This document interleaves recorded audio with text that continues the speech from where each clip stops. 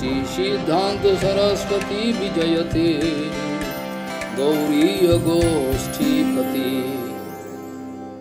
वंदे गुरुपद्वंद्वं भक्तबिंदसमन्वितं श्री चैतन्य प्रभुं वंदे नित्यानंद सहोदितं श्री नंदनंदनं वंदे राधिका चरणोदयं गोपीजनों समायुक्तं बिंदावनं मनोहरम् वाञ्छाकल्पतरुश्च कृपासिन्धुभ्यश्च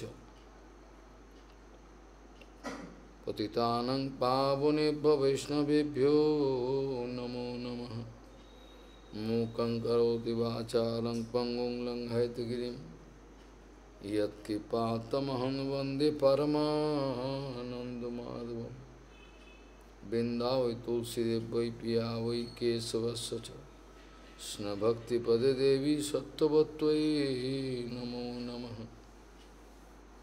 नारायण नमस्कृत्य नरं चैव नरोत्तमं देवीं सरस्वतीं व्यासं ततो जयो मुदीरये। संकीर्तने कृष्ण कथोपदेशे गौरीयपत्रस्य प्रकाशने च सदानुरक्त गुरुभक्तियुक्तो भक्ति प्रमोदाक्ष जगोद्वरुन् ध्येयं सदा परिभवग्नमविष्टदोहं तीर्थास्पदं शिवविरिञ्चनुतं शरण्यं भीतात्तिहं पनुतपाल्भवाद्दिपूतं वन्दे महापुरुषते चरणारविन्दं यत्पादपल्लवनखचन्दमनिच्छटाय विस्फुरजित किमपि गबोधु स्वदर्शि पूर्णानुरागर स्वसागर सारमूर्तिः साराधिकामयि कदा कृपां करोसि। श्रीकृष्ण चैतन्य प्रभु नित्यानंद श्री अद्वैत गदाधर शिवासादि गौरभक्तबिंद श्रीकृष्ण चैतन्य प्रभु नित्यानंद श्री अद्वैत गदाधर शिवासादि गौरभक्तबिंद। हरे कृष्ण कृष्ण कृष्ण हरे हरे हरे राम राम राम हरे हरे। आजानुलम्बितभुजौ कनकाबदातो संकीर्तनैकपितरौ कमलायताक्षो विश्वाम्बरौ द्विजवरौ जुगधर्मपालौ वन्दे जगत्प्रियकरौ करुणावतारो।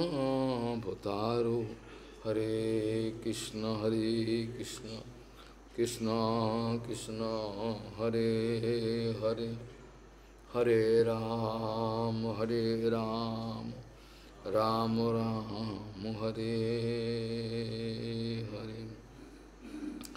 नमामि गंगे तव पादपङ्कजं सुरासुरैर्वन्दितो दिव्यरूपं भुक्तिं च मुक्तिं च ददासि नित्यं भावानुरूपेण सदा नराणां। गंगातरङ्गरमणीयजटाकलापं गौरी निरन्तरविभूषी त्ववामभागं नारायणो प्रियमनङ्गमदापहारं वाराणसीपुरपति भजवीशनाथं।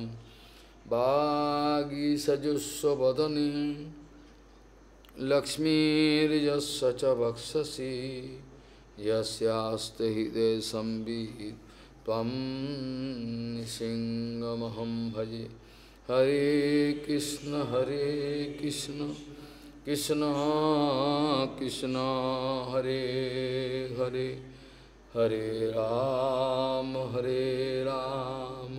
राम राम हरे हरे। कर्मणा जयते जन्तु कर्मेण्यैव अभिपद्यते सुखं दुःखं भयक्षेमं कर्मेण्यैव अभिपद्यते कर्मणा जयते जन्तु कर्मेण्यैव प्रविलीयते सुखं दुःखं भयं क्षेमं कर्मेण्यैव अभिपद्यते कर्मणा जयते जन्तु कर्मेण्यैव अभिपद्यते सुखम दुःखम भयम क्षेमम कर्मेण्यैव अभिपद्यते कर्मणा जयते जन्तु कर्मेण्यैव प्रविलीयते सुखम दुःखम भयम क्षेमम कर्मेण्यैव अभिपद्यते। गौड़ीय गोष्ठीपति श्री शिल भक्ति सिद्धांत सरस्वती गोस्वामी प्रभुपाद परमहंस जगद्गुरु জানিয়েছেন যতক্ষণ পর্যন্ত আমাদের এই মন অনন্ত দেবের চরণে সমাহিত থাকে যতক্ষণ পর্যন্ত ততক্ষণ পর্যন্ত মনের মধ্যে কোনো ক্ষোভ যন্ত্রণা চঞ্চলতা কোনো আশা আকাঙ্ক্ষা কোনো কিছুই থাকতে পারে না। গৌড়ীয় গোষ্ঠীপতি শ্রী শিল ভক্তি সিদ্ধান্ত সরস্বতী গোস্বামী ঠাকুর প্রভুপাদ পরমহংস জগদ্গুরু জানিয়েছেন যতক্ষণ পর্যন্ত আমাদের এই মন নিত্য আনন্দ বলরাম অনন্তদেবের চরণে সমাহিত থাকে ততক্ষণ পর্যন্ত কোনো আমাদের মধ্যে বিষয়ের পীড়া যন্ত্রণা অভাব অভিযোগ বিভিন্ন রকম যে যন্ত্রণা এর কোনোটাই থাকে না। কিন্তু যে মুহূর্তে আমাদের মন অনন্তদেবের চরণ থেকে একটু হলেও সরে যায় তখনই মনের মধ্যে বিভিন্ন রকম উথাল পাতাল বিষয় যন্ত্রণা মারামারি প্রতিহিংসা অভাব অভিযোগের পীড়া আমাকে পীড়িত করে।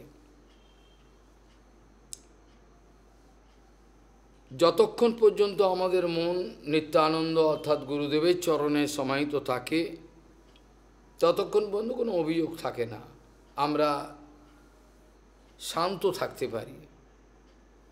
যে মুহূর্তে আমাদের মন বিক্ষেপ হয় অর্থাৎ যখন মনকে আর নিত্যানন্দ চরণে রাখতে অসমর্থ হই তখন বিক্ষেপ আসে মনের মধ্যে।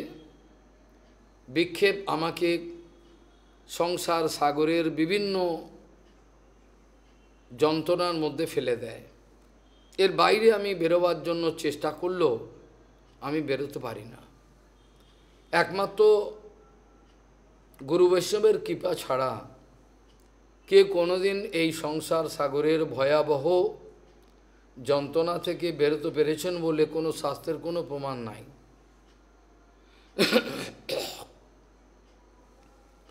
আজ পর্যন্ত কোনো শাস্ত্রের এমন কোনো প্রমাণ নাই যে কোনো ব্যক্তি নিজের চেষ্টায় অর্থাৎ গুরু বৈষ্ণবের সাহায্য ছাড়াই এ সংসার ভবসাগর পার হয়ে চলে গেছেন, এরকম ধরনের কোনো প্রমাণ এখনো পর্যন্ত নাই।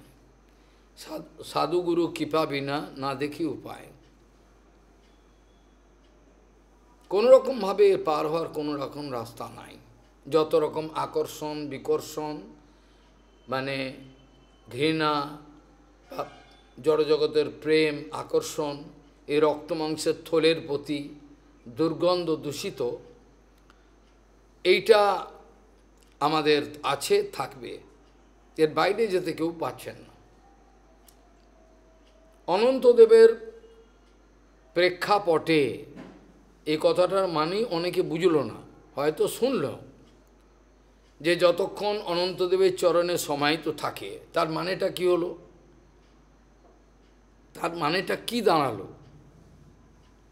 যে আমার দর্শনটা যা কিছু আমি দেখি আমার চোখেতে যা কিছু পড়ে সেটা তো আমার সংস্কার আমাকে ব্যাকিং করে, সেটা আগেই বলা হয়েছে। প্রত্যেক জীবাত্মার যে দর্শনের ক্ষমতাটা সেটা সম্পূর্ণ নির্ভর করে তার পূর্ব সংস্কারের উপর।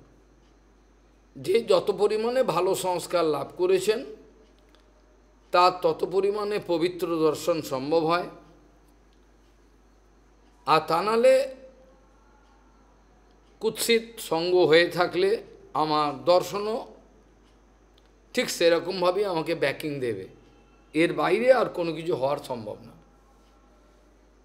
সঙ্গই সব কিছু।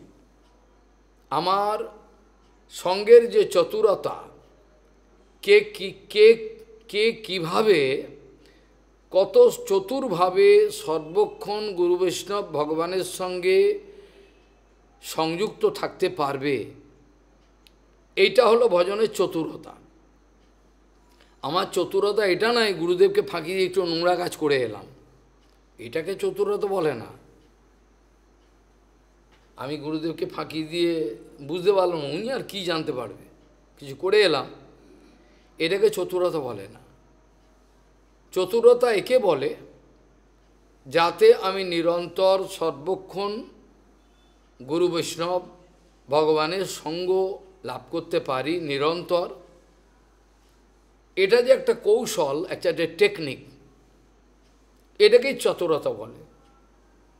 যে জন কৃষ্ণ ভজে সে হয় বড় চতুর, এই কথাটা গুরুপাদ পদ্ম বলতেন। যে জন কৃষ্ণ ভজে সবার কাছে বোকা সেজে থাকে, সবার কাছে এমন বোকা সেজে থাকে বলে এখানে লাভ হবে না, কিছু চলেই হারানো যাবে। যে জন কৃষ্ণ ভজে সে হয় বড় চতুর, এরকম ভাবে। সত্যি তাই। যখন অনন্তের প্রেক্ষাপটে আমি কিছু দেখি, অনন্তের প্রেক্ষাপটে, অর্থাৎ বোঝা গেল না, আমার দর্শনটা বর্তমানে একটা ক্যাঁকড়ার দর্শন, একটা বিছের যে হৃদয়টা আছে ওরও হৃদয় আছে এরকম, এত ক্ষুদ্র।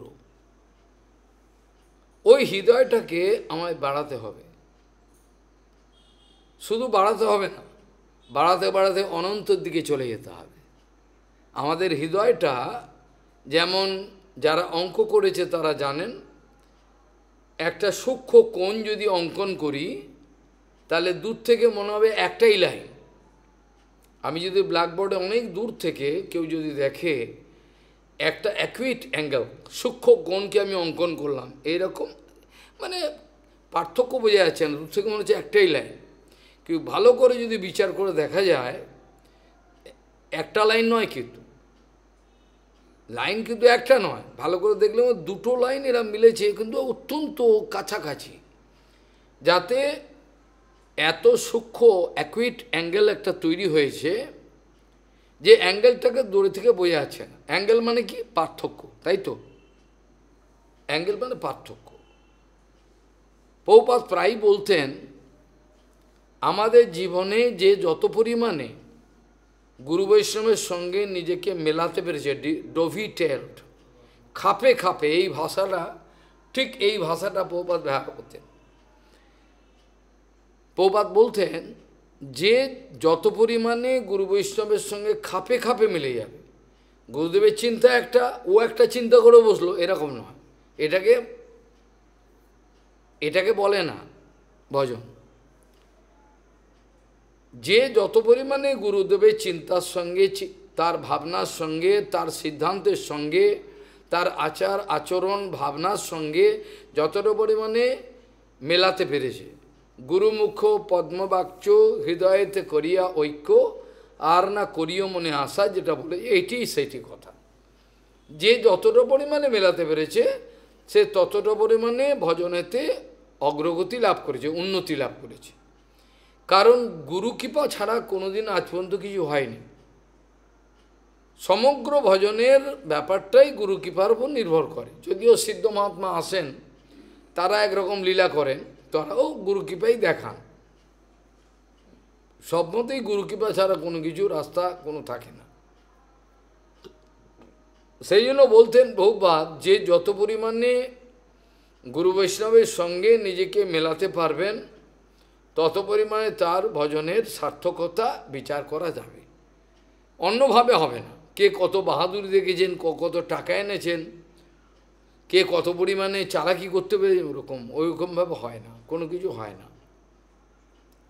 এই জন্য বলছেন অনন্তদেবের প্রেক্ষাপটে, যে আমি কোণের কথা বললাম, অ্যাকুইট অ্যাঙ্গেলের কথা, সেই অ্যাকুইট অ্যাঙ্গেলটাকে দূর থেকে মনে হবে দুটো লাইন একটাই, কিন্তু খুব ভালো করে যদি লেন্স দিয়ে দেখেন দুটো লাইন এক নয়, খুব ভালো করে ফাইন পেন দিয়ে ভালো লেগেছে এরমভাবে দূর থেকে মনে হচ্ছে একটা লাইন, কিন্তু এর অ্যাকুইট অ্যাঙ্গেল, সে অ্যাঙ্গেলটাকে মাপা যায়, কিন্তু এত ক্ষুদ্র যে আমাদের জ্যামিতির ইনস্ট্রুমেন্ট দিয়েও মাপা খুব মুশকিল, এত ছোট, বোঝা যাচ্ছে না, কিন্তু অ্যাঙ্গেল আছে। সেই অ্যাঙ্গেলটা তৈরি হয়েছে কিভাবে না, দুটো লাইন যখন একটা একটা একটা পয়েন্টে মিলেছে, দুটো লাইন যখন একটা পয়েন্টগুলো মিলেছে তখন অ্যাঙ্গেল তৈরি হয়। দুটো লাইন যখন একটা পয়েন্টে গিয়ে মিলেছে তখন এটা, যদি বলেন যদি এরমভাবে মিললেও তো অ্যাঙ্গেলই হলো, এই যে 180 হলো, তো যেভাবে মেলো অ্যাঙ্গেল হবে, দুটো পয়েন্ট যখন মিলবে, কিন্তু যখন খুবই সূক্ষ্মভাবে মেলে তখন দেখা যায় না, ওটা বোঝা যায় না। কিন্তু ওই দুটো লাইন যে মিলেছে, এই দুটো লাইনকে যদি আস্তে আস্তে আমি, ব্ল্যাকবোর্ডটা খুব বড় যদি হয়, আমি অ্যাঙ্গেলটা এমনভাবে ছোট্ট জায়গার মধ্যে করেছি, বোঝাচ্ছেন, কিন্তু এই অ্যাঙ্গেলের দুটো স্ট্রেট লাইনকে যদি ধীরে ধীরে বাড়িয়ে দিই, এই লাইনটাকেও বাড়িয়ে দিলাম, এই লাইনটাকেও বাড়িয়ে দিলাম, তখন দূরে গিয়ে যখন লাইন দুটো এরম সরে গেল, তখন এই তো কাছে যখন ছিল বোঝা যাচ্ছিল না এটা একটা অ্যাঙ্গেল করেছে, কিন্তু অ্যাঙ্গেল দুটোকে যখন এরকমভাবে বাড়িয়ে দিলাম অন্যদিকে, তখন দেখা যাচ্ছে আরে এত বড় তো ভেদ, পার্থক্যটা। ঠিক ওই অ্যাকুইট অ্যাঙ্গেলকে আমি যদি অনেক পেছনে, শূন্যতে গিয়ে অনেক পেছনে চলে যাই, তাহলে পৃথিবীটাকেও আমি ধরতে পারবো, বোঝা গেল না? এই যে রেখা দুটো এরকম বেরোচ্ছে, রেখা দুটো কিন্তু পৃথিবীর যে ডায়ামিটার, আমি যদি অনেক পেছনে ইনফিনিট চলে যাই, তাহলে পৃথিবীটাকেও ধরবো। তাহলে আমার বক্তব্য হলো, দুটো লাইন দেখা যাচ্ছে একটা জায়গায় মিলেছে, কিন্তু এই দুটোকে বাড়িয়ে দিলে দেখা যায় অনেক ফাঁক। ঠিক সেই কথাটাই প্রভুপাদ আমাদের বোঝাতে চেয়েছেন। বলছেন, slightest deviation from the track of a Gurupad Padma can throw you away from bhajan. Gurupad Padma থেকে যদি আমার খুবই সামান্য, এটা সামান্য মতের পার্থক্য, সামান্য, উনি বলছে আমি মানতে পারছি না, সামান্য একটা পার্থক্য, এমন কিছু নয়, কিন্তু ওটাও আমাকে কিন্তু ভবিষ্যতে গিয়ে ভজন থেকে ফেলে দেবে, বোঝা গেল? প্রভুপাদ বলতেন, গুরুপাদ পদ্মের থেকে যদি খুবই সামান্য, মানে বাহ্য দৃষ্টিতে বোঝা যাচ্ছে না, গুরুদেবের কী পার্থক্য, একই তো, কিন্তু সেই পার্থক্যটা কিন্তু অন্তিমে গিয়ে আমাকে ভজন রাজ্য থেকে ফেলে দেবে। তাহলে বোঝা যাচ্ছে কতটা গুরুত্বপূর্ণ বিষয়, মানে একেবারে মিলে যেতে হবে। গুরুপাদ পদ্ম চলে গেছেন, এত বছর হয়ে গেল, কিন্তু তার হৃদয়ের যন্ত্রটা, যে বীণাটা ঠিক যেমনভাবে বাজছিল, আমার হৃদয়ের বীণাটা কি সেইভাবে বাজছে কি না? যেটা জড়জগতের কবি, একবারে জড় নয়, কিছু বুঝেছিলেন, রবি ঠাকুর, তিনি এটা লিখেছিলেন, তিনি এটা খুব সূক্ষ্মভাবে লিখেছিলেন, এটা সাধারণ মানুষ বুঝতে পারেনি। তোমাকে কার হাতে দিয়ে যাব, আমার রাত পোহালো, বুঝা গেল?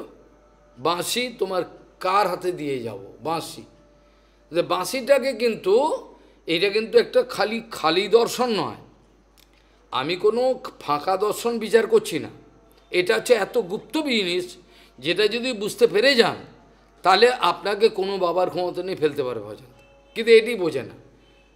লোকে মনে করে বোধ আমি বোধহয় চালাকি করব, কিন্তু ওরা বোঝে না যে যতটা আমি সরল হতে পারবো, ততই গুরুদেবের কৃপা পাবো এবং তাড়াতাড়ি উঠতে পারবো।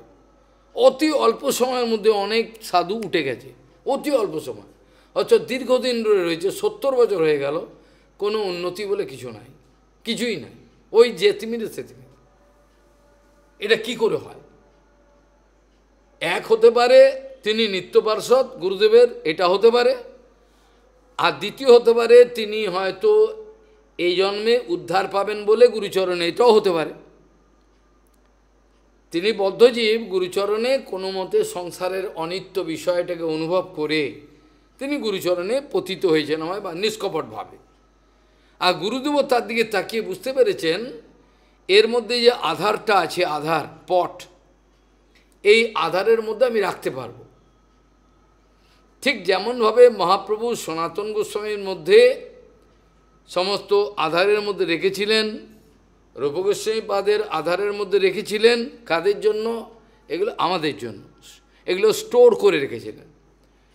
কিন্তু সাধারণ যে জীবাত্মাগুলো হয়, লাওয়ারিস যেটাকে হিন্দিতে বলে, ওদের কিন্তু এ ধরনের পাওয়ারটা থাকে না। কিন্তু হতে পারে যদি নিষ্কপট হয়, যদি হঠাৎ গুরুদেবের এমন স্নেহ হয়ে যায়, তাহলে কিন্তু হয়ে যাবে।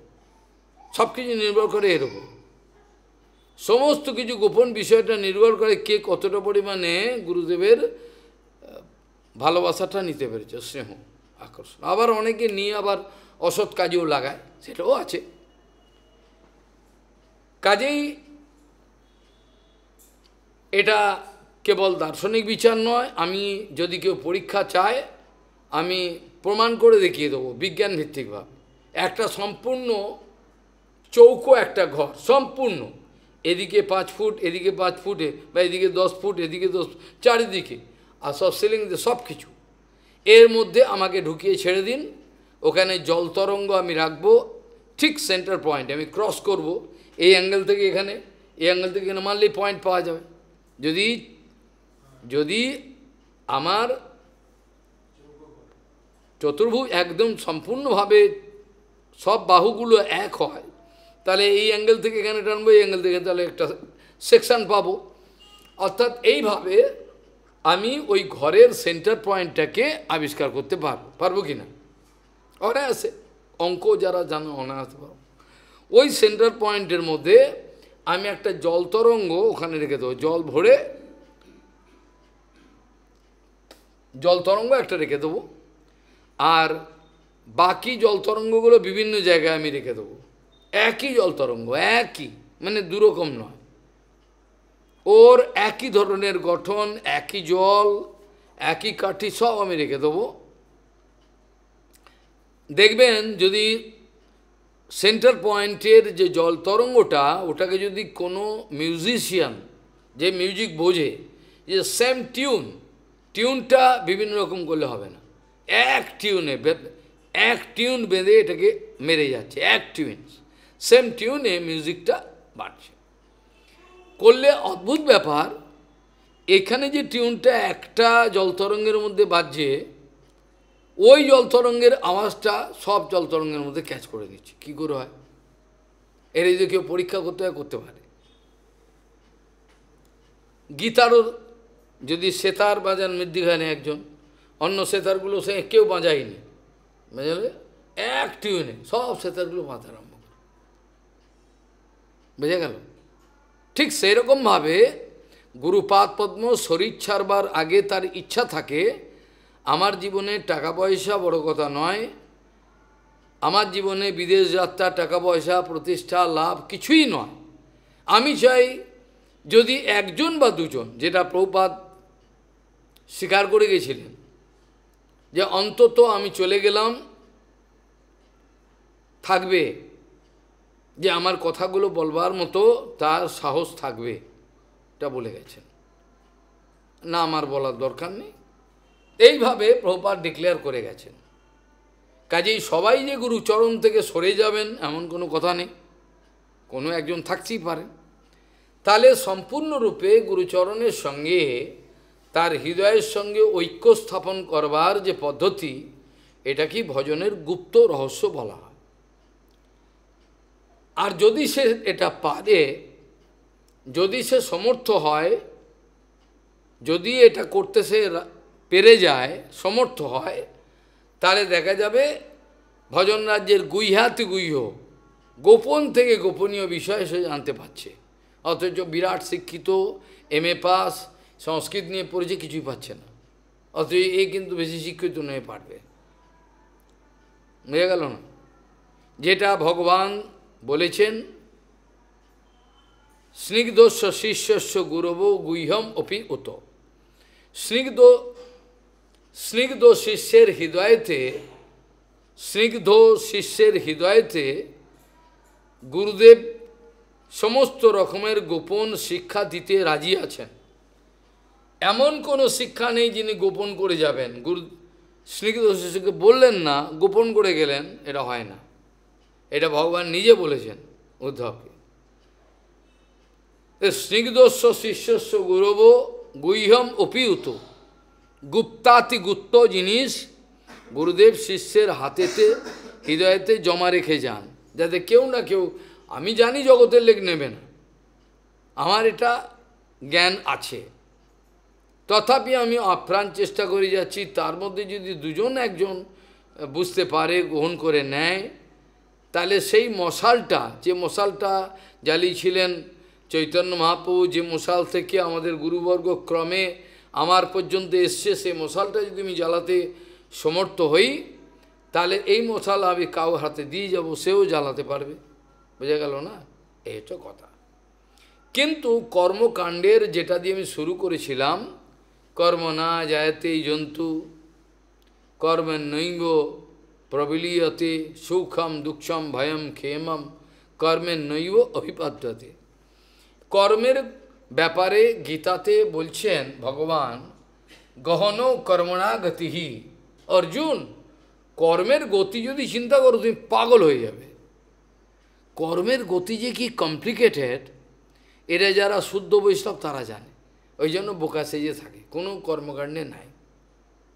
এমনকি ভক্তির নামও কর্মকাণ্ডকে ডাকে না, তাদের কোনো আগ্রহ নাই, কেন জানে ওটাই জড়িয়ে পড়ব, ওগুলোর মধ্যে থাকে না তারা, তারা ওর থেকে সম্পূর্ণ বিশুদ্ধভাবে আলাদা থাকে।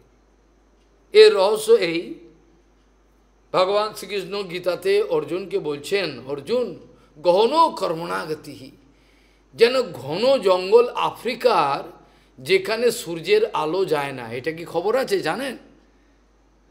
আফ্রিকার জঙ্গল, তারপরে ব্রাজিলের জঙ্গল, সেই সব জঙ্গলে এমন অবস্থা, কোনো সূর্যের আলো পৌঁছাতে পারে না। বুঝা গেল? এরকম অবস্থা। ঠিক সেই উদাহরণটা দিচ্ছেন গহন বনের মতো, যেখানে গাছপালা কোথায় কি সব কিছু বুঝতে পারবে না। কর্মের গতিটা হলো এই। কোনো মধ্যে বা কোনো ব্যক্তি যদি নিজেকে বুদ্ধিমান মনে করেন, সেটা করতেই পারে। আপনি নিজেকে বুদ্ধিমান মনে করেন, আমি নিজেকে বুদ্ধিমান মনে করি, ও মনে করে, মধ্যে সবাই নিজেকে নিজের বুদ্ধিমান মনে করে, কিন্তু ভগবান তাকে বুদ্ধিমান বলেন না। আমি বলতে পারি, আমাকে বুদ্ধিমান মনে করতে পারি নিজেকে, হ্যাঁ আমার খুশি, আমি আপনাকে বোকা বানাবো, আমি বুদ্ধিমান বেশি, আপনাকে বোকা বানাবো। কিন্তু বুদ্ধিমান কে, এটা বিচার করতে গেলে দেখা যায় সেই হলো বুদ্ধিমান যে মাত্র এই দু এক দিনের জীবনে সমস্ত রকমের দুরাশা ছেড়ে দিয়ে পড়ে এই অনিত্য জীবনের দ্বারা যে নিত্য বস্তু পাওয়া যায় সেইটার জন্য আগ্রহ। আমি জানি অনিত্য জীবন, অনিত্য হলেও অনিত্য জীবনের দ্বারা নিত্য বস্তু লাভ করা যায় তো, নাকি যায় না? নিশ্চয়ই যায়। যায় বলেই তো আমরা বুকে আশার আলো বেঁধে নেবেছি। আমাদের মধ্যে এত আশা, এত কনফিডেন্ট, যে গুরুবর্গ বলে গেছেন আমি চললাম, আমার পেছনে আয়, আমি তোকে টেনে নেব। তো এইভাবে হাত ধরাধরি করে আমরা অপ্রাকৃতিক জগতে চলে যাব। এইভাবে গোপন রহস্য, এটা হলো ভজন রাজ্যের একটা গোপন রহস্যময় বিষয়। গহন কর্মণাগতি। বুদ্ধিমান সে যে মাত্র দু একদিনের, কবে চলে যাবে জানি না, কিন্তু এক্ষুনি যদি আমি বুঝতে পারি, সিরিয়াস হয়ে যায়। বোঝা গেল? এখন যে কথা বলছি, হঠাৎ আমার মনের মধ্যে কেঁপে উঠলো, আরে চলে যাব জগৎ থেকে, থাকবো না কখন, সঙ্গে সঙ্গে কিন্তু এই কেঁপে গেল হয়ে গেলে কাজ হয়ে যাবে, যেটা খট্টাঙ্গ রাজার হয়েছিল। খট্টাঙ্গ রাজার হয়েছিল এই বিষয়টা। কখন খট্টাঙ্গ রাজাকে যখন দেবতারা বলেছিল আপনি কি বর চান বলুন, আমরা সন্তুষ্ট হয়েছি আপনার ওপর, বলে বর পরে নেবো, আগে বলুন আমার আয়ুটা কতটা। দেবতারা দেখতে পারে, তাদের ক্ষমতা আছে। দেখ বললো আপনার তো আয়ু নেই রে বাবা। বলে কতদিন, কতদিন নয়, আপনার মুহূর্তকাল, 2 মুহূর্ত 48। বলেন কি, সঙ্গে সঙ্গে। তাহলে আর কি করব, তাহলে আশীর্বাদ করুন যে ভগবানকে লাভ করতে পারি, মনোনিবেশ করতে পারি। যে মনোনিবেশ অসম্ভব, কিন্তু তাও সম্ভব। যে ব্যক্তি জেনে গেছে সকালবেলার 5:40 আমার ফাঁসির অর্ডার হয়েছে, সে কখনোই মাংস খেতে চাইবে না। চাইবে কি? চাইবে না, এটা নিয়ম। খালি এটা অনুভব করা, আমাদের জীবনটা যে অনিত্য, আমরা যে চলে যাব, এই অনুভবটাও আমাদের অনেক কিছু দিতে পারে, কিন্তু সেই অনুভবটাও আমাদের নাই। এই অনুভবটাও আমাদের মধ্যে আসছে না। আমরা মায়াদেবীর এই কোলেতে আর কত ঘুমাইবে, মায়া পিশাচির কোলে, কীর্তনটা করতে হয় না? হ্যাঁ, আর কত ঘুমাইবে মায়া পিশাচির কোলে, এইটা কিন্তু ঘুমিয়ে রয়েছে। এইভাবে কিন্তু আমাদের কোনো চেতনাটা জাগছে না। চেতনাটা যদি জাগে একবার, তাহলে কিন্তু অনেক কিছু হচ্ছে। কারণ আমরা সৎসঙ্গ করছি না, লোক দেখানো সৎসঙ্গ করি। সৎসঙ্গের জন্য ভেতরটা কাঁদে না, ব্যাকুল হয় না, সেই জন্য ফল সেরকম একটা হয় না, নালে হতে পারত। খট্টাঙ্গরা যে যখন শুনলেন যে আয়ু মাত্র এই অবশেষ অল্প মিনিট, তাহলে আমার কিছু দরকার নেই, আশীর্বাদ করুন, আমি মনোনিবেশ করতে পারি। ওই সময়ের মধ্যে তিনি ভগবৎ চরণে মনোনিবেশ করতে সমর্থ হয়েছিলেন।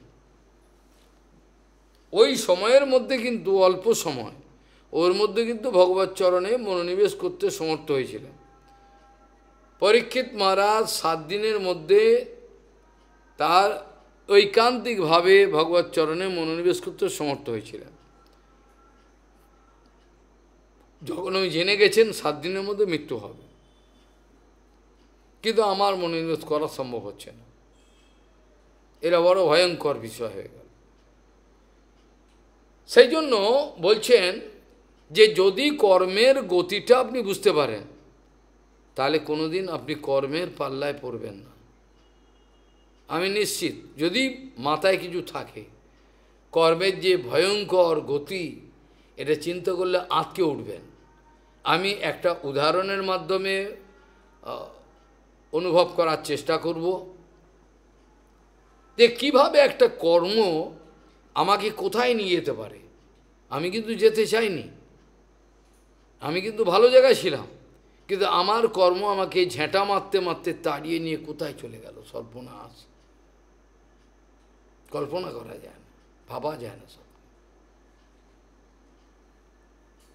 যদি মনে করুন, আপনি একটা উদাহরণে ইন্দ্র মহারাজের কথা, ইন্দ্র মহারাজ লীলা করে দেখিয়েছেন। আমি ইন্দ্র ভুল করেছি এটাও বলতে চাই না, ইন্দ্র লীলা করেছেন, এটাই ভালো আমার শিক্ষার জন্য। ইন্দ্র মহারাজ কি করলেন? ইন্দ্র মহারাজ গুরুদেবকে অপমান করলেন। গুরুদেবের অপমান যে কিভাবে হতে পারে, এটা কার ধারণা নেই, যার জন্য বাঁচাবার জন্য ওই করতে হলো ওটা কদিন আগে, বুঝে গেল, খালি বাঁচাবার জন্য। আমি জানি অপরাধ হয়েছে, ওই অপরাধ ও পড়েও যেতে পারে, ভয়ঙ্কর, সেই জন্য কায়দা করতে হলো। তারপর যদি বুঝলো বুঝলো, না বুঝলো না বুঝলো, কিছু করার নেই, কিছু করার নেই, বদ্ধজীব স্বতন্ত্র। ইন্দ্র মহারাজ গুরুচরণে অপরাধ করলেন, অপরাধের ফলে কী হলো? গুরুদেব অন্তর্ধান করলেন, বলছে এ অহংকার হয়েছে, এর অভিমান এসে গেছে, আমি আর থাকবো না, অন্তর্ধান করলেন। গুরুদেবের অন্তর্ধান লীলা করলেন, গুরুদেবকে দেখতে পাচ্ছে না। ইন্দ্র মহারাজ পরে বুঝতে পারলেন যে আমি অন্যায় করেছি, আমি থেকে আজ এক কাজ করি, আমি গুরুদেবের চরণ ধরব, পায়ে ধরে ক্ষমা চাইব, তা নিশ্চয়ই তিনি ক্ষমা করবেন। কিন্তু গুরুদেবকে পেলে তো ক্ষমা চাইবে, পাবে কোথায়? গুরুদেব অন্তর্ধান মন্ত্র জানেন, হয়তো গুরুদেব এখানেই আছে, ওর দেখতে পাচ্ছেন না অন্তর্ধান মন্ত্র। তাহলে বৃহস্পতিকে খুঁজে পাচ্ছে না, তাহলে যাগযজ্ঞ কী করে করবে? স্বর্গে তো যাগযজ্ঞ করতেই হয়, সেইখানে কি করলেন, সেকালে ত্রষ্টা নন্দনকে আবাহন করলেন, ডাকলেন, বিশ্বরূপ ত্রষ্টা নন্দনকে পায়ে ধরুন, আপনি চলুন, আপনি তপস্বী, আপনি আমাদের যজ্ঞ আদি করবেন দয়া করে। তা আমাদের গুরুদেব কোথায় অন্তর্ধান করেছে খুঁজে পাচ্ছি না। ঠিক আছে, তা তাকে নিয়ে গেলেন। ইন্দ্র যদি সিদ্ধান্ত নিতেন আমি কোনো যজ্ঞ করব না, আমি কেবল সংকীর্তন করব, হতো না? হতো তো। স্বর্গে সংকীর্তন সম্ভব না? নিশ্চয়ই সম্ভব। যদি ভগবান শঙ্কর যদি সংকীর্তন করেন সর্বক্ষণ, করেন না ব্রহ্মা শঙ্কর, তাহলে ও কেন পারবেন? কিন্তু ওর কর্মকাণ্ড। ও কী করলো, যজ্ঞের আয়োজন করলো। যজ্ঞের আয়োজন করলে ওকে, যজ্ঞে তো হোতা উদ্গাতা সব কিছু লাগে, তো ওকে লাগলেন পূজারি। তো লাগিয়ে এখন তো ওর মাতৃকুল এক আর পিতৃকুল এক অন্যরকম। মাতৃকুল অসুর, মাতুলকুল, আর পিতৃকুল দেবকুল, ব্যাস হয়ে গেল। ও তো স্নেহ, মামার প্রতি তো ভাগ্নের স্নেহ থাকবেই। তো এখন যজ্ঞ যখন সোহা বলে বলছে, গোপনভাবে ইন্দ্রর অলক্ষ্যে এবার মামাদের দিয়ে দিচ্ছে, অসুরদেরকে যজ্ঞের ভাগ, বুঝে গেল? মামার প্রতি আকর্ষণ আছে, মামা ভাগ্নে, এই জন্য যজ্ঞের ভাগ অসুরদেরকে দিচ্ছে গোপনে। আবার আস্তে করে বলছে, ইন্দ্র হঠাৎ খেয়াল করেননি, হঠাৎ কি বলে ভাগ্য শুনি, আরে এ তো অসুরদের দিচ্ছে। এমন রেগে গেল সে, মানে দিক বিদিক শূন্য, এ আর থামবে না। ক্রোধ এমনই জিনিস, যার ভেতরে ক্রোধ আসে তার সব শেষ। যে কোনোভাবে ক্রোধ যেন না আসে। ক্রোধ আগুনের থেকেও ভয়ঙ্কর। আগুন আমার শরীরের কিছু অংশ পড়াতে পারে, কিন্তু ক্রোধ আমার আত্মার সর্বনাশ করে। আগুন আমার শরীরের ক্ষতি করতে পারে, বাড়ির ক্ষতি করতে পারে, কিন্তু ক্রোধ আগুনের থেকেও তেজিয়ান। এ আমার পারমার্থ রাজ্য থেকে আমায় ছুটি করে দিতে পারে এক ক্রোধের ফলে। তো ইন্দ্র বিবেচনা করলেন না, তাকে ওয়ার্নিং দিলেন না, বলতে পারতেন আমি তোমাকে সাবধান করে দিলাম আর করবেন না, এটা করল না। সঙ্গে সঙ্গে তরোয়াল খুললেন, খুলে গলা কেটে দিলেন, ব্যাস কেটে রক্তাক্ত। তাহলে কি হলো, যজ্ঞের স্থানেতে রক্তপাত হলো, ভয়ঙ্কর ব্রহ্মহত্যার পাপ হলো। তাহলে ইন্দ্র তার এবার পালাতে হবে, যজ্ঞ ব্রহ্মহত্যার পাপ হয়েছে, কোথায় যাবে? তো কোনো মতে ঋষিমুনিরা বললেন আপনি পালাবেন কোথায়? ঠিক আছে, আমরা যে কোনোভাবে আপনার এই পাপকে ভাগ করে দেবো, বোঝা গেল? মায়েরা নেবে, জল নেবে, ভূমি নেবে, গাছের আঠা যে বেরোয় গাছের ফল ফুল, ওগুলো একাদশী নেবে। তাতে কী হলো, একাদশীতে এগুলো খাওয়া নিষেধ হয়ে গেল, পঞ্চশস্য আদি, তাই কি না? হয়ে গেল। তারপর একটা সমাধান, যাই হোক 4 ভাগে ভাগ করে দিয়েছে। এবার কি তারপর কি হলো, তারপরে কী করলেন, ত্রষ্টা যজ্ঞের আয়োজন করলেন। কর্মকাণ্ডের ভয়ঙ্কর গতিটা দেখুন, তাহলে বুঝতে পারবেন যে কি ভয়ঙ্কর। ত্রষ্টা এবার বলবে আমি কেন ছেড়ে দেবো, আমার ছেলেকে মেরে দিয়েছে, আমার ছেলেকে মারলো। আমরা নিজে দেখা, তখন আমরা ছোট স্কুলে পড়ি, একটা বিরাট ধনী ব্যক্তি তে বন্ধকের কাজ করে, কত কোটি টাকা কাজ আমি জানি না, তবে থাকে এমন একটা জায়গায়, বাইরে থেকে বোঝা খুব মুশকিল। ও ছিল না, ওর ছেলে ছিল, একটাই ছেলে, তার বন্ধু বাড়িতে এসছে, বাবা মা ছিল না।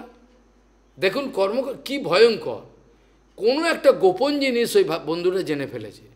ও বন্ধুটা বাড়িতে এসছে, কথা বলছে, কোনো একটা গোপন জিনিস, ওই যেটা হচ্ছে গুপ্ত জিনিস, ওদের জেনে ফেলেছে বলে ওই ছেলেটা বন্ধুটাকে খুন করলো, খুন করেই মেরেই দিল ছেলেটা, বাচ্চা ছেলে, দুটোই বেশি বয়স না। তারপরে কি হলো, এবার ওর যে মামা, যে পাড়ার গুন্ডা, ও কী করলো, যে ছেলেটা স্কুলে যায় ওকে বোম মেরে এমন জায়গায় মামলো, পুরো ওর শরীরে কোনো অংশ দেখা গেল না, পুরো ছাইভস্ম হয়ে গেল। তা কী ভয়ঙ্কর দেখুন দুনিয়া। এই সমাজে আপনি ভালো করে আনন্দে সুখে থাকতে চান, এটি আপনার মূর্খতা। এটা মূর্খতা যে আমি এই সমাজে আমি সুখে থাকবো, ভালো থাকবো। এইটা হচ্ছে আমার সবচেয়ে বড় মূর্খতা, এখানে কিছু নাই। তাহলে ত্রষ্টা এবার যজ্ঞের আয়োজন করলো, যজ্ঞের মন্ত্রে ভুল হয়ে গেল, সবই কর্মকাণ্ড, এগুলো কোনটা কর্মকাণ্ডের বা ভক্তি কি? তো ত্রষ্টা মন্ত্রে যাদের লাগিয়েছেন ব্রাহ্মণদের, তারা মন্ত্রেতে ভুল করলো। ও মন্ত্রেতে ওদের লাগিয়ে দিয়েছিল, বলবে যে ইন্দ্র হত্যা করতে পারে এমন একজন উঠবে আগুন থেকে, ত্রষ্টা বিরাট যজ্ঞ করছে, কিন্তু মন্ত্রের একটু আগে পিছে উচ্চারণের ভুলের জন্য হয়ে গেল উল্টো, অর্থাৎ ইন্দ্র যাকে মারবে সে আগুন থেকে উঠে গেল। সংস্কৃততে এমনই ব্যাপার, যদি একটু উচ্চারণে এদিক ওদিক হয় মানে কিন্তু সম্পূর্ণ বদলে যাবে, মানে আর এক থাকবে না। এ হচ্ছে ভয়ঙ্কর। তাহলে সেটা হয়ে গেল। তাহলে বৃত্তাসুর উঠল অগ্নি থেকে, যে ইন্দ্রকে মারা তো দূরের কথা, ইন্দ্র তাকে মারল। কি ভয়ঙ্কর যুদ্ধ হলো, 1 বছর যাবৎ যুদ্ধটা হয়েছিল, 1 বছর সমানে। দেবতাদের গণেতে একদিন, আমাদের গণেতে 1 বছর, নর্মদা নদীর তীরে হয়ে গেল যুদ্ধ। যুদ্ধের ফলেতে কি হলো, এই ইন্দ্র আবার পায়ে ধরতে গেল কাকে, দধিচি মুনিকে, যে আমায় বাঁচান, কি ব্যাপার হয়েছে, কি চাই? বলে আপনার শরীর চাই। উনি মজা করছে, শরীর দেয় কেউ, অন্য কিছু চাইলে একটা হয়। বলে আপনি তো সাধু মানুষ, আমাদের বাঁচান, ঠিক আছে নাও। বলে এবার বসলেন, বসে শরীর ছেড়ে দিলেন। সেই শরীরটা নিয়ে এসে এবার সেখানে অস্ত্র বানালো কি না, বজ্র বানালো। ওই বজ্র দিয়ে এবার মরবে, খবর পেয়েছে। এই বজ্র নিয়ে এবার যুদ্ধক্ষেত্রে গেছে, এ বদ্ধ দিয়ে মারলো। মারার পরে আবার ব্রাহ্মণ হত্যা হলো, বৃত্তাসুরও ব্রাহ্মণ। এবার কোথায় যায়? প্রথমবারে তো বাঁচিয়েছে, দ্বিতীয়বারে পালিয়ে আর পথ পায় না। শেষকালে গিয়ে জলেতে, মানস সরোবরে গিয়ে লক্ষ্মী দেবীর চরণে গিয়ে আশ্রয় নিল। জলেতে আর কিছু করতে পারবে না, কে জলেতে গিয়ে পালালো, কিন্তু পালালে খাওয়া তো আর পাবে না। খাওয়া ওদের দেবতাদের খাওয়া তো আগুন নিয়ে যায়, আগুন। আমরা যে সোহা বলি, আগুন প্রত্যেক দেবতার নামে আগুন নিয়ে গিয়ে ওদের দেয় খাওয়াগুলো, আগুনের কাজ, অগ্নিদেব। তা আবার তো জলে অগ্নি যেতে পারছে না, না খেয়ে মরছে, এবার না খেয়ে শুকিয়ে মরছে, কি করবে আবার? শেষকালে আবার ঋষিমুনিরা বললো, আপনি চিন্তা করতো, আমরা অশ্বমের যজ্ঞ করব, আপনাকে এই ব্রহ্মহত্যা থেকে ছুটি দেবো। এরা আবার ডাকে। তাহলে আমার বক্তব্য হলো, কি ভয়ঙ্কর দেখুন, একটা কর্মের গতিটা কি ভয়ঙ্কর, এই সামান্য কয়েকটা আলোচনা থেকে বুঝতে পারছেন তো? যদি মাথায় কিছু থাকে আমাদের, সঙ্গে সঙ্গে বুঝতে পারো সত্যিই তো তাই। কি বিভৎস কর্মের গতি, যে কোথায় ইন্দ্রকে তাড়াতে তাড়াতে নিয়ে কোথায় নিয়ে চলে গেল। এই জন্য যারা শুদ্ধ ভক্ত তারা হরিনাম সংকীর্তন হরিকথা ছাড়া কোনো কিছু করতে। বর্তমানের মন্দির নির্মাণ এটাও কর্মকাণ্ড, আমি দুঃখের সঙ্গে বলছি, আমি বলতে চাইনি কিন্তু এটা বলতে বাধ্য, সত্যি কথা এটা। বর্তমানে মন্দির বানানো যোগ্য সব কর্মকাণ্ড, কোনোটাই এর বাইরে না। কারণ যারা করছে তারা একজনও ভক্ত না, তাদের মন্দির প্রতিষ্ঠার ক্ষমতাই নেই।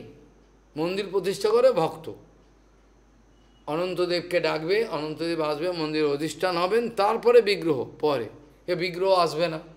শুদ্ধ ভক্তের আবার কি, শুদ্ধ ভক্ত ডাকলে তবে তো আসবে, ও তো পাষণ্ড ডাকলে তো আসবে না, কিন্তু ও তো প্রতিষ্ঠা করে ফেললো লাভ পূজা প্রতিষ্ঠার জন্য। আমি কতটা বাহাদুর দেখো, কত টাকা আছে, মন্দির করে ফেললাম। তো এইভাবে সব কর্মকাণ্ডে জড়িয়ে পড়ছে। আমাদের যে অনুষ্ঠানগুলো, আমি দুঃখের সঙ্গে বলছি, যখন আমাদের গুরুবর্গ বেঁচে ছিল, ভক্তিবিদ মাধব গোস্বামী মহারাজের প্রসঙ্গ না তুললেই নয়, গুরু মহারাজ এদের যে ফাংশনগুলো অনুষ্ঠানগুলো হতো, যেহেতু এরা মহাপুরুষ ছিলেন, এদের অনুষ্ঠানে যদি সামান্য কিছু দোষ হতো না, এটা ভগবান ধরতো না। কেন? কে আয়োজন করেছে? উনি।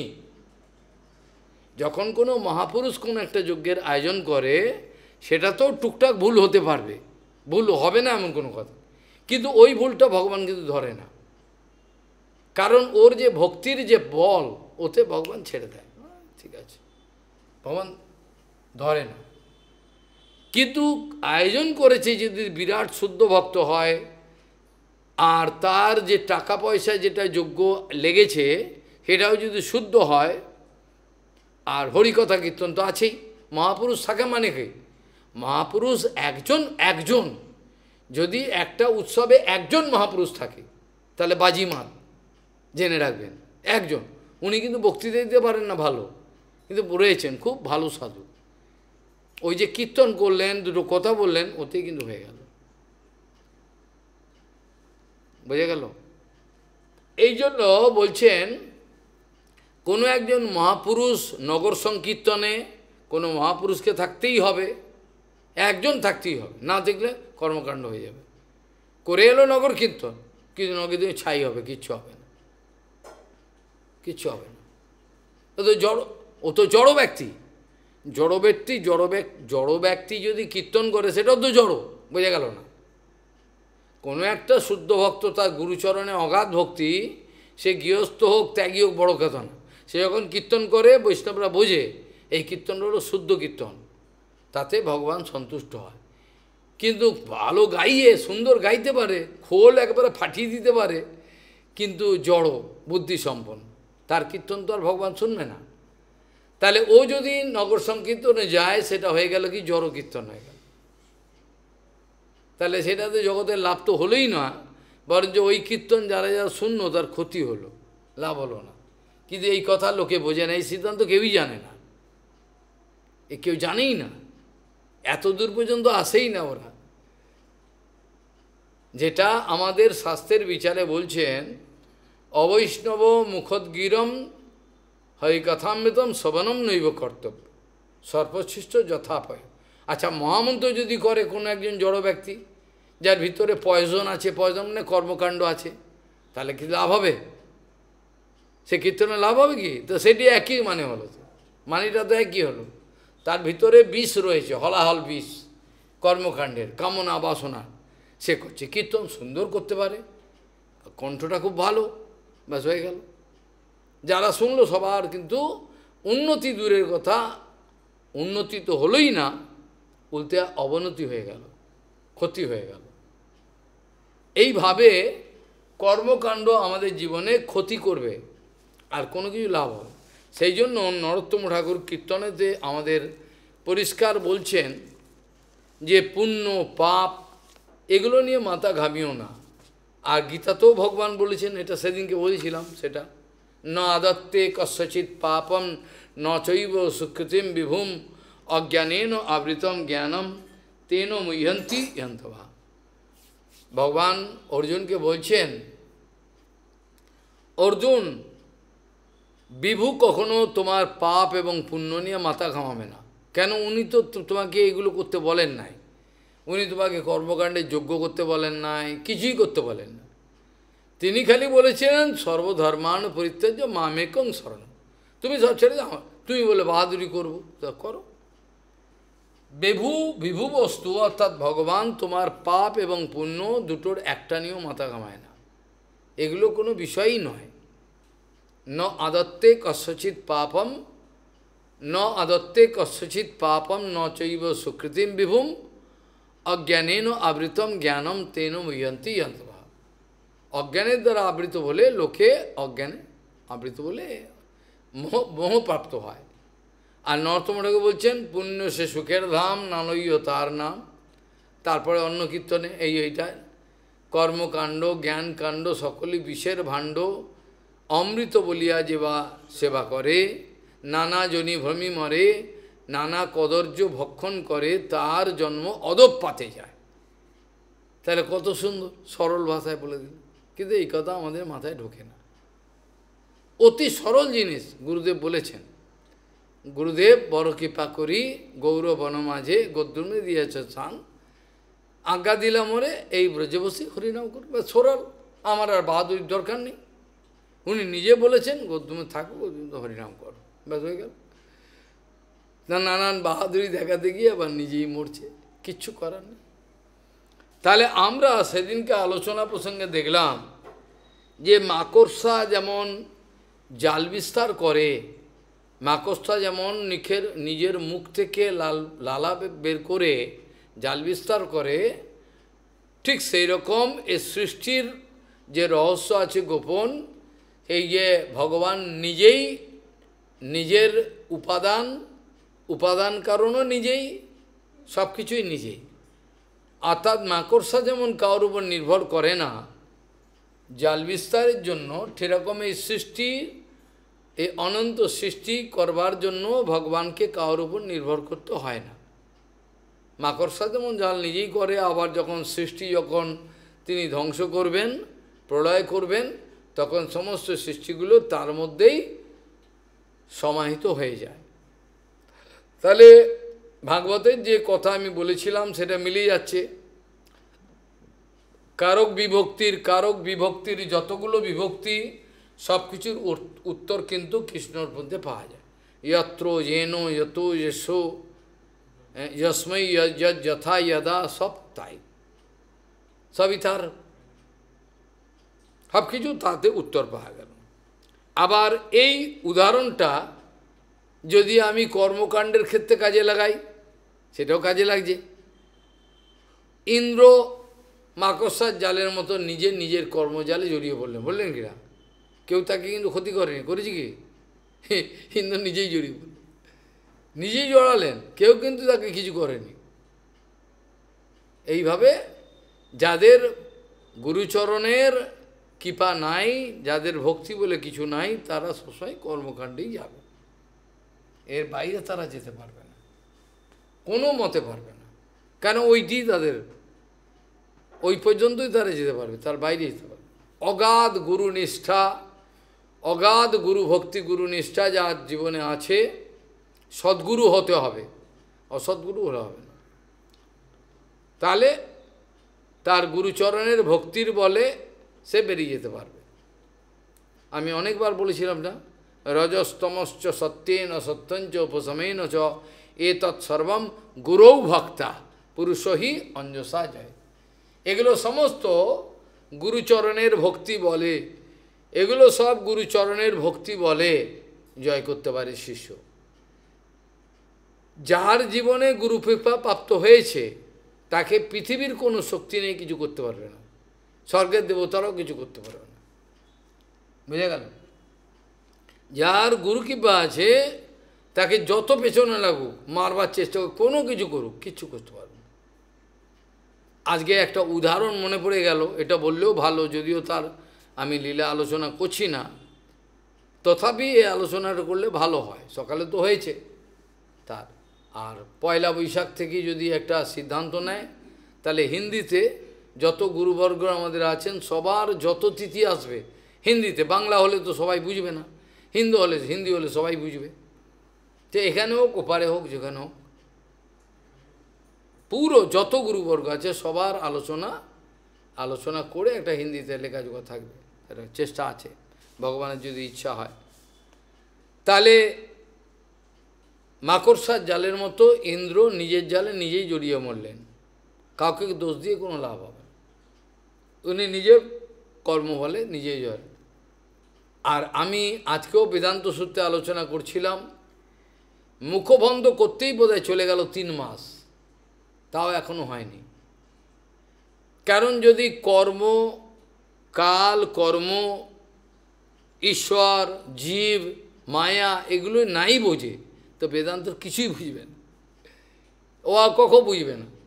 ওই জন্য 3 মাস খালি চলে গেল, খালি ওই ব্যাপারগুলোকে আলোচনা করতে, তাও এখনো হয়নি, ভগবানের ইচ্ছা।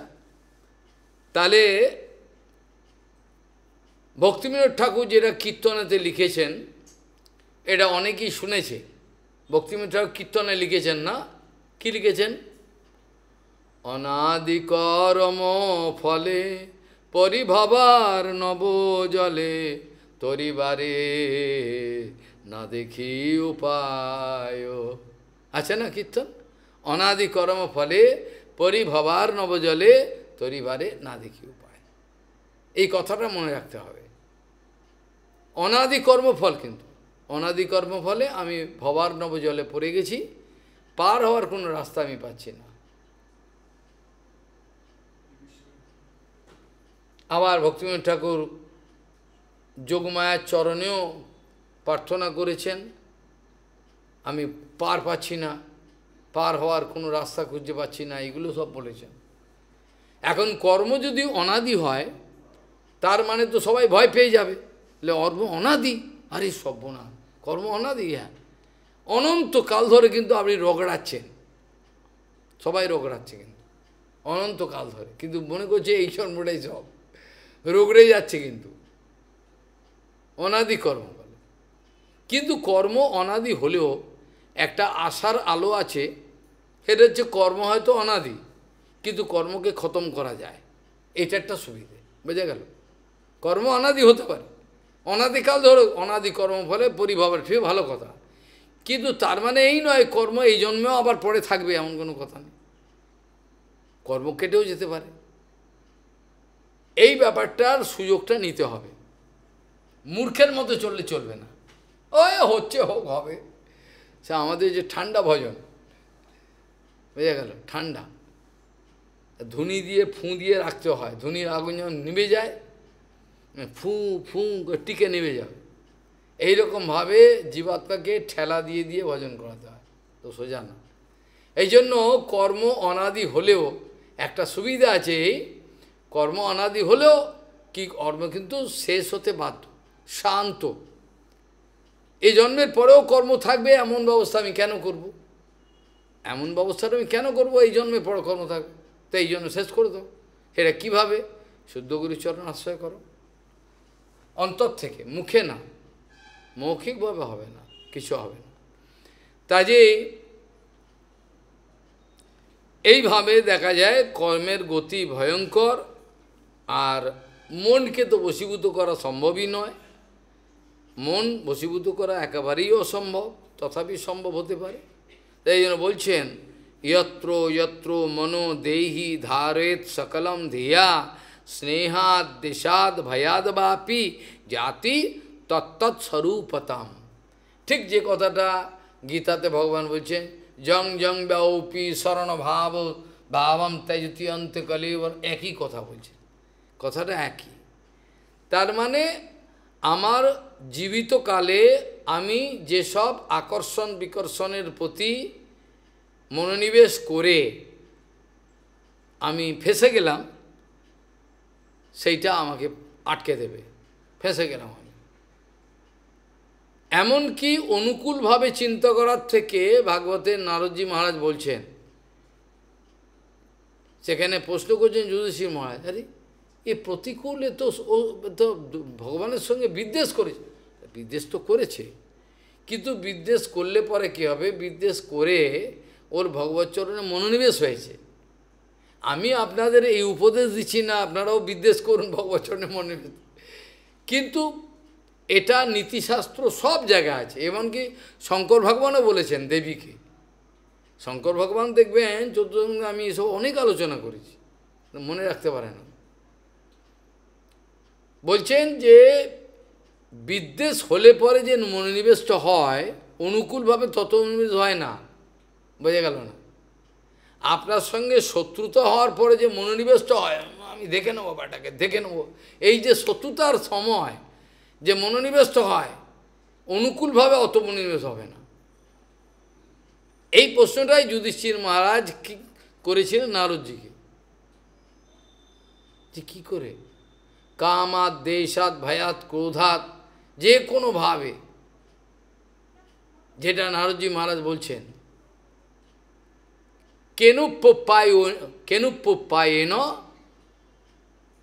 কেনুপুপায়েন মনঃ কৃষ্ণে নিবেশ হয়েত,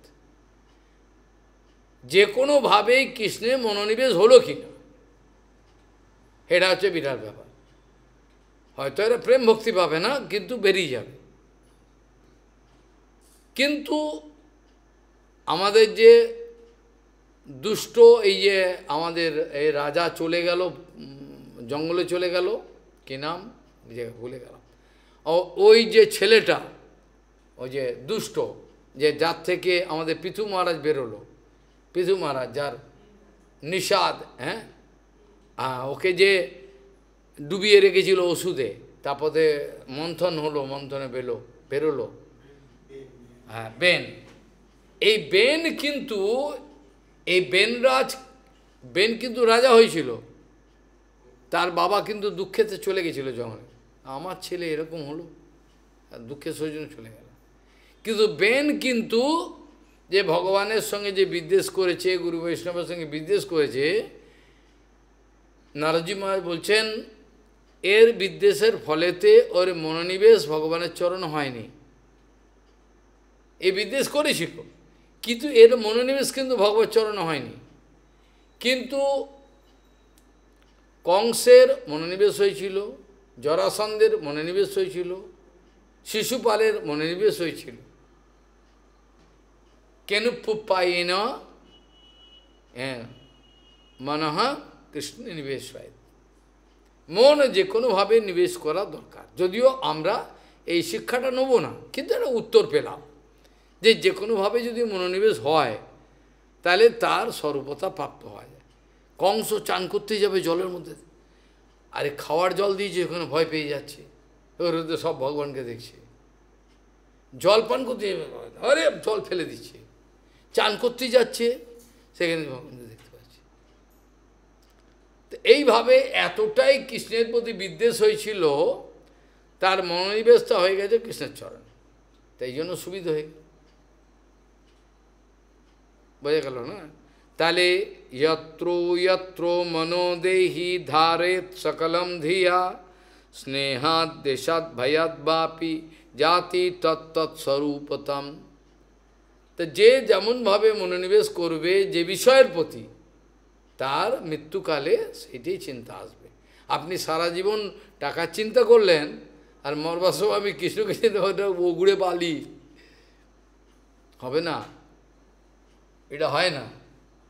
সারা জীবন যা চিন্তা করেছেন বিষয়, ওইটি হবে, ভালো কিছু হবে না। ওই জন্য সবসময় সাবধান থাকা উচিত। গীতাতে ভগবান পরিষ্কারই কথা জানিয়ে দিয়েছেন, পরিষ্কার জানিয়েছেন না গীতাতে? ধায়তো বিষায়ন পুংসম সঙ্গস্তে সুপজায়তে সংজাত সংজাত কাম কামাত ক্রোধ অভিজায়তে ক্রোধাৎ ভবতি সন্মোহ সন্মোহাৎ স্মৃতিবিভ্রম স্মৃতিবিভ্রংসাৎ বুদ্ধিনাশাৎ প্রণাশন। হয়ে গেল। এগুলো সব ভগবান পরিষ্কার, একটার থেকে আর একটা কীভাবে হয় হেরা পরিষ্কার বলছেন। যে কত সুন্দর দেখুন, একটা থেকে ধীরে ধীরে কিন্তু অন্যদিকে চলে যাচ্ছে। কি আশ্চর্য! ধ্যায়ত বিষয় না পুংস, ওই মেয়েটাকেই আমার চাই, ওইটাকেই চাই আমার। গুরু মহারাজ হেসে বলতেন, যার সঙ্গে মজে মন, কিবা হাঁড়ি কিবা ডো, ওই চাই আমার। এবার হয়ে গেল, ওই চিন্তা করছি, ওই চিন্তা করতে মরল। আবার যা ঘাটে যা, আমার নিজের জীবনে দেখা। আমি অঙ্ক করাতাম, অন্য কিছু করাতাম, একটা ওটা হচ্ছে জমিদার বাড়ি, তো ওখানে একটা কন্যা ছিল, তো ও লটর পটর হয়ে গেছিল কন্যাটা। তো দুজনে মিলে এমনভাবে পুড়ে মরল, সে আমি হেসে একা। তখন ছোটো বয়, দেখে বন্ধুরা গেল, চল দেখে আসি একটু, পুড়ে পড়ে রয়েছে, উত্তর দিতে পারছে সামান্য, কিন্তু সারা শরীর কলা পাতায় শোয়ানো। এই তো শরীরের গতি। তা সেই কন্যাটাকেও আমি দেখেছি, স্নেহ করতাম, যাই হোক। আবার সেই কন্যাটা পুড়ে যাওয়ার পরে তার দৃশ্যটাও আমি দেখেছি। ওই জন্য সমস্ত ল্যাংটো ছবিটা সমাজের ভগবানের ইচ্ছা আমি দেখে নিই। ল্যাংটো ছবি, ভয়ঙ্কর, কি আশ্চর্য!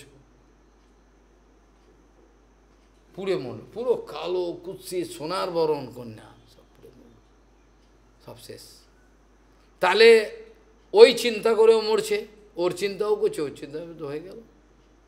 ধায়তো বিষান পুংসম সঙ্গস্তে সুপজাতে সংজাত সংজাত কাম কামাত ক্রোধ অভিজাত। আপনি লোভের বস্তু যদি না পান, আপনার আকর্ষণ হচ্ছে, যে আপনাকে বাধা দেবে তাকে আপনি মেরে উড়িয়ে দেন, বেটা। এইটা হচ্ছে কাম, কামাত ক্রোধ অভিজাত। আপনার কাম জেগেছে, আমি যদি বাধা দিই, আমাকেই সত্য মনে করবেন। আমি কিন্তু আপনার শত্রু নয়, কিন্তু আমাকেই সত্য মনে, এই বাধা দিচ্ছে, এই সত্য মা রেখে। তাহলে এইটাই হলো কথা।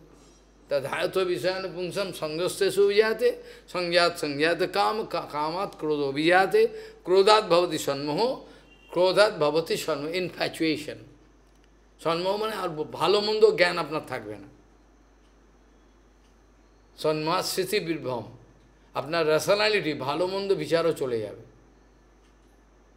যে পণ্ডিত ব্যক্তি ছিল তারও যদি কাম চলে আসে সে আর শাস্ত্র সব উড়ে গেল কর্পূরের মতো আর তার মাথায় কিছু ঢুকবে না ওই কামই চাই তার কাম এমনই জিনিস যার ভেতরে আসবে ওই জন্য 10 বার যদি চান করে সেও অপবিত্র 10 বার যদি চান করে শুনে দিল তা কিন্তু অপবিত্র তার কিন্তু ভেতরে শুদ্ধ ভক্তি আসে নাই ভগবানের চিন্তা আসে নাই তাহলে ভগবানের চিন্তন হৃদয়তে যার নিরবচ্ছিন্নভাবে বিরাজমান রয়েছেন তাকেই পবিত্র বলা পবিত্র বা অপবিত্র বা সর্বাবস্থাগত বিবাহ যস্মরে তো পুণ্ডরিকাক্ষম সব বাই অভ্যন্তরম শুচি তাহলে এখানে এবার অবধূত সন্ন্যাসী বলছেন যেখানে যেখানে মানুষ মনকে ধারণ করে রাখে অর্থাৎ আকর্ষণের বস্তু সেটা যে কোনোভাবেই হোক স্নেহের দ্বারা হতে পারে অথবা দেশ বিদ্বেষ হয়েছে হতে পারে বিদ্বেষের দ্বারা হয়েছে স্নেহের দ্বারা হয়েছে দেশাদ ভয়েতে হয়েছে ভয়েতেও হতে পারে যে কোনোভাবে মনোনিবেশ যেখানে করবে সে মৃত্যুর পরে ইয়াতি তৎস্বরূপতাম সেই স্বরূপতাই প্রাপ্ত হয় বোঝা গেল ওই জন্য নিরন্তর ভজনের কথা গুরুবর্গ বলেছেন আমাদের কানে ঢোকে না কেউ বলবে না নিরন্তর নিরবচ্ছিন্ন ভজনের কথাই বলা আছে আমি কিছুক্ষণ একটু পাশ বালিশে মুড়ে দিয়ে পাপড়া একটু আরাম করে নিই খেয়ে দিয়ে উঠে বেশ ভালোই খেলাম এটা হবে না নিরন্তর ভজনের কথা বলা আছে যেখানে ভজনের নৈরন্তর্য বলে কিছু নাই সেখানে রিস্ক আছে কোনো সিওরিটি নেই কারণ সাধনে সাধিবে যাহা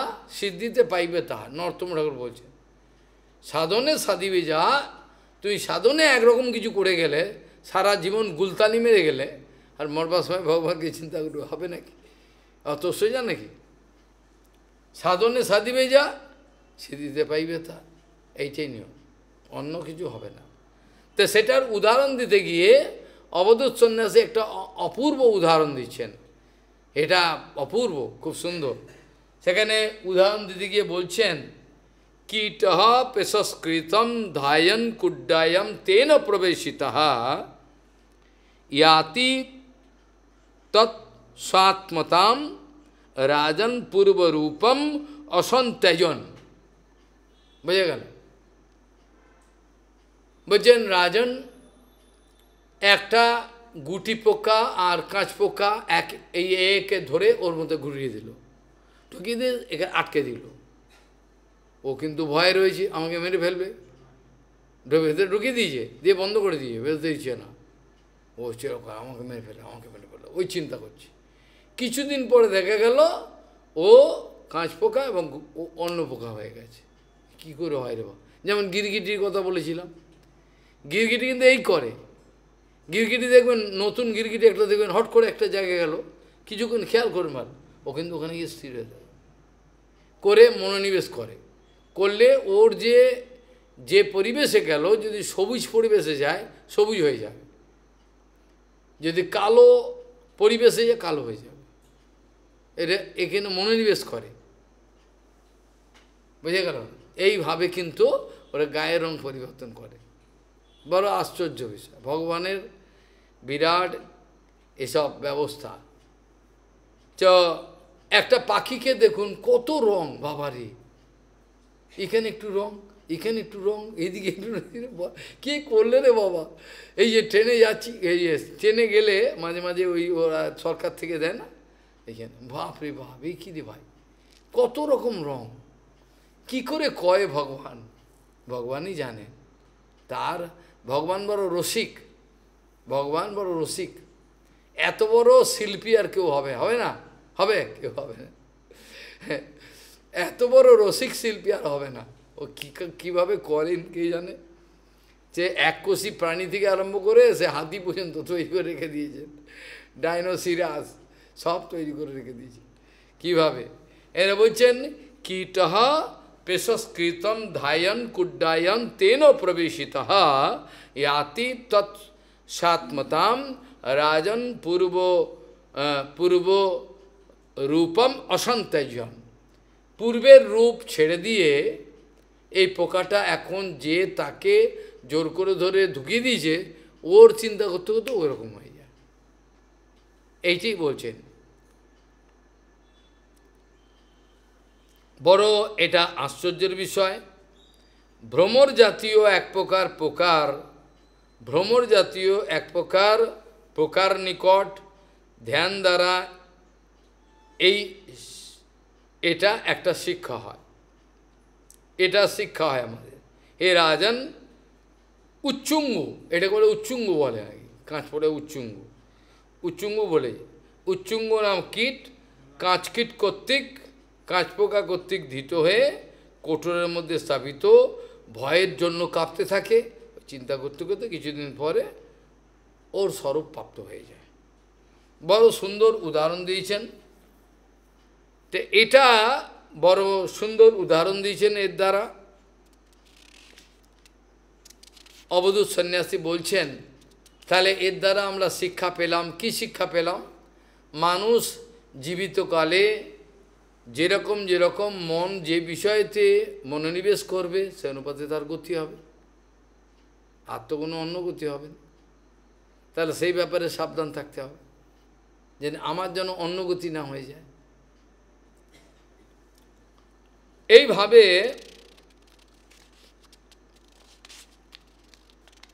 দেখা যায়, এইরকম হয়। এখন অবধূত সন্ন্যাসী এবার স্বীকার করছেন, এবং গুরুভ্য এতেভ্য মানে বহুবচন, এই সব গুরুর থেকে, এবং গুরুভ্য এতেভ্য এষা মে শিক্ষিতা মতিহি। মতি শব্দ স্ত্রীলিঙ্গন, এষা মে শিক্ষিতা মতিহি, আমি এই শিক্ষা করেছি। স্বাত্মোপশিক্ষিতাম বুদ্ধিম শ্রেণু মে বততঃ প্রভু। বলছেন, হে রাজন, পূর্বোক্ত এই সকল গুরুর নিকট আমার এই শিক্ষা হয়েছে, যে নিজের দেহ হতে যা শিখিয়াছি তা আমি এবার এতগুলো গুরুর 24 গুরু হয়ে গেল। 24 গুরু পরে কিন্তু আবার বলে নিজের দেহটাকেও একটা গুরু বলছেন। এটা কিন্তু বাইরে 24 গুরু হয়ে গেছে। এখানে তারপর বলছেন, আমি এগুলো সব শিখেছি এবং আমার নিজের দেহ থেকেও আমি শিখেছি। নিজের দেহ থেকে শিখেছি না, নিজের দেহ আমি শিখেছি। কি শিখলেন নিজের দেহ থেকে? নিজের দেহ থেকে কী শিখলেন আপনি? বলছেন, এবং গুরুভ্য এতেভ্য এষা মে শিক্ষিতামতি স্বাত্মোপশিক্ষিতাম। আমি নিজে নিজেই ওদের আচরণ থেকে শিখেছি, কে আমাকে বলে শেখায়নি। এই জন্য বলছেন, স্বাত্মোপশিক্ষিতাম বুদ্ধিম শৃণু মে বদতঃ প্রভু দেহ গুরুর মম বিরক্তি বিবেক হেতুর বিভ্রত স্ম সত্য নিধনম সততার্তু উদরকম। এখানে বলছেন 25 নম্বরে, যে এই দেহ আমার একটা গুরু বলে আমি মনে করি। এ দেহ থেকে আমি অনেক কিছু শিখেছি। এ দেহর সঙ্গে পারিপার্শ্বিক পরিবেশের যে সম্বন্ধ ফলে আমার যে তিক্ত অভিজ্ঞতাগুলো হয়েছিল, এই দেহ আমার গুরু। এটা একদিকে যেমন বিরক্তি আর বিবেকের কারণ হয়, অন্যদিকে উৎপত্তি বিনাশশীল। এই আমি জন্মেছিলাম মাতৃগর্ভ থেকে, হঠাৎ ক্রমে দিনে দিনে জ্ঞান উপজিল, পরিণু বালক সম, এইভাবে ভক্তিমঠ কীর্তন করছে। কত সুন্দর, নেওয়ার কেউ নেই। কত সুন্দর আত্মতত্ত্ব জ্ঞান। জন্ম হইল পরিমায়া জালে, না হইল কেন লব, হ্যাঁ, স্বজনেরও কোলে আদরেরও পালন হলো, আস্তে আস্তে বড় হলাম, তা সব কিছু হলাম, দিদিমার সঙ্গে পুরী গেলাম, জগন্নাথ দেখলাম, সব কিছু করলাম, ছাগল এইসব করলাম, কিন্তু লাভ কী হলো? সেই তিমিরে এই বলছে এই দেহ আমার গুরু।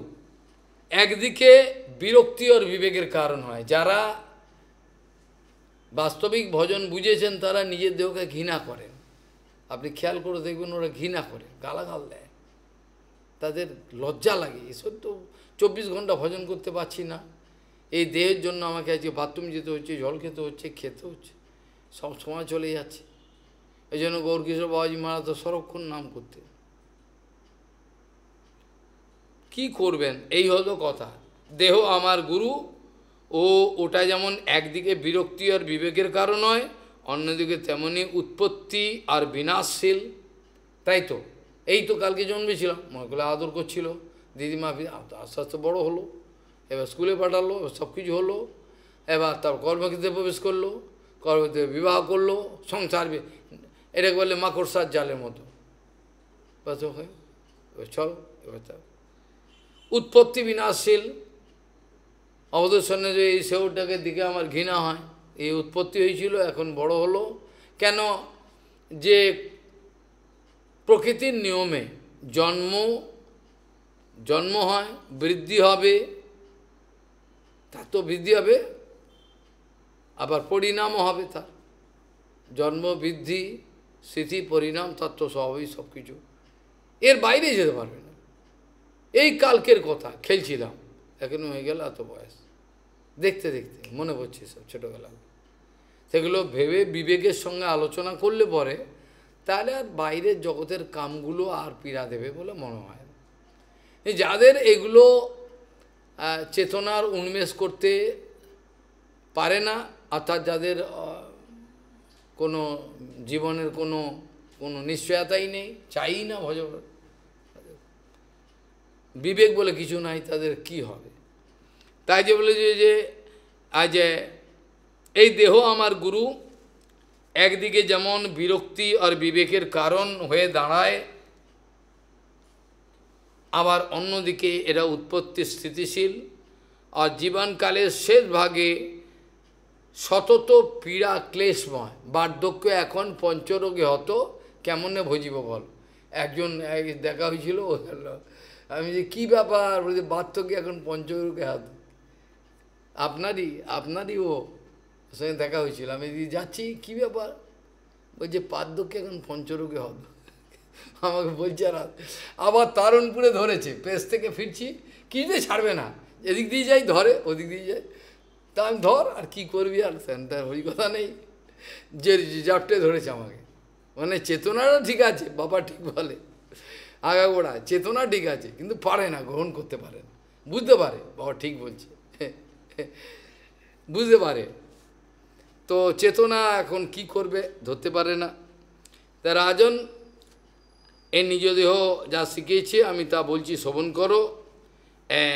শেষ ভাগে, জীবনের শেষ ভাগে বার্ধক্যে এখন পঞ্চরোগী হতো, কেমনে হয়েছে পীড়ায় ক্লেশময় অবস্থা, লোকের ওপর নির্ভর করো। ওই জন্য শুদ্ধ গুরু বৈষ্ণব চায় শক্তি থাকতে চলে যেতে, ওরা চায় না কোনো সেবা নিতে, কেন জড়ো এখন, আবার কি ঘৃণা আসবে না আসবে, সবাই তো আর ঈশ্বর পরিবাদ নয়, মাধববন্ধু পরিপাদের সব কিছু তিনি করেছেন, কিন্তু এটা তো সবার হবে না, হবে জড় বুদ্ধি আসবে, কত হয়ে গেছে পতন, গুরুদেবের শরীরে সেবা করে পতন, সম্ভব যতগুলো করেছে সব শেষ, একটাও বাঁচেনি, কাউকে লোকে বুঝতে পারছে না পতন হয়েছে, বাকিগুলো বুঝেছে, একে বুঝতে পারছে না, যেগুলো সেরে সব শেষ। কারণ বাণী সেবা বপু সেবা তারা করেনি, যথেষ্ট পরিমাণে হরিকথা তারা গুরুদেবের থেকে শোনে নাই, ওই জন্য বপু সেবা যদি করে থাকে তার বিকার আসবেই আসবে। যদি সে গুরুদেবের বাণী এবং বপু একসঙ্গে সেবা করে তাহলে বাঁচবে, এটা গৌড়ীয় সিদ্ধান্ত, নাহলে বাঁচে না, কত অজস্র কেস, সব শেষ। তাহলে এখানে বলছেন যে আজকে তো এখানেই শেষ করতে হবে, আর কোনো উপায় নেই, শেষ ভাগে এ দেহ পড়ে থাকবে, ক্লেশের আগর আকর আর তো কিছু করার নেই শেষ বয়সে। আর শিয়াল কুকুর সব মহোৎসব করবে, তাই কি না? কীর্তনে বলছেন না, এ দেহ লয়ে মহোৎসব করবে, ভক্তিবিনোদ ঠাকুর লিখছেন। কত সুন্দর কথা, কত সৌভাগ্য আমাদের। কালকে এসব আলোচনা আরও হবে ভগবানের ইচ্ছায়। তারপরে আমাদের এই অধ্যায় শেষ, দেরি আছে এখনও, চলবে। তো কি শ্লোক দিয়ে শুরু করেছিলাম? কর্ম না জায়তে জন্তু কর্মেন্নৈব প্রবিলীয়তে সুখম দুঃখম ভয়ম কেমম কর্মেন্নৈব অভিপদ্যতে वाञ्छाकल्पतरुषिके सिन्धुभ्यो च पतितानं पावनेभ्यो वैष्णवेभ्यो नमो।